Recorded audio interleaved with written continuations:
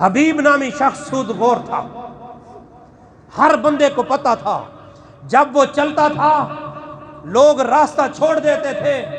ایک دفعہ وہ آ رہا تھا، بچے گلی میں کھیل رہے تھے، ایک دوسرے سے کہہ رہے تھے یار ہٹ جاؤ، وہ ایک سود خور آ رہا ہے، اس کے پاؤں کی مٹی ہمارے پاؤں پہ نہ آ جائے، ہم نحوست کے گڑھے میں نہ چلے جائیں۔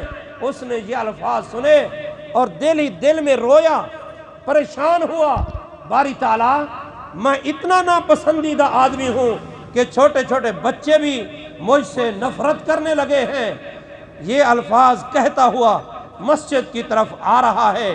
یہ شب برات کی رات ہے، امام صاحب تقریر کر رہے ہیں اور کہہ رہے ہیں لوگوں آج رات توبہ کی رات ہے، توبہ کر لو، بڑے سے بڑا گناہ ہو اللہ پاک معاف فرما دے گا۔ اس کا وعدہ ہے اے میرے بندے تیرے گناہ سمندر کی جھاگ سے زیادہ ہو، پہاڑوں کے پتھروں سے زیادہ ہو، ریت کے ذرات سے زیادہ ہو۔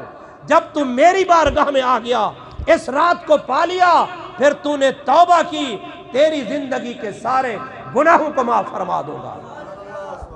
امام صاحب نے ایک جملہ کہا کہ اس رات ہمارے علاقے کا مجرم حبیب سود خور بھی آ جائے، وہ بھی توبہ کر لے، اللہ اس کی توبہ کو قبول فرما لے گا۔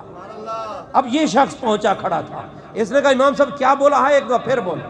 امام صاحب نے پھر فرمایا کہ آج رات اگر حبیب سود خور بھی آ جائے اللہ پاک اسے بھی معاف فرما دے گا۔ کہا ایک مرتبہ پھر یہی جملہ دہراؤ۔ آپ نے پھر دہرایا، چوتھی دفعہ جب یہ جملہ سنا قدموں میں آ کر گرا اور کہا کہ آج کے بعد میں کوئی گناہ نہیں کروں گا، میرے لیے دعا کے لیے ہاتھ اٹھاؤ، اللہ میری زندگی کے گناہوں کو معاف فرما دے۔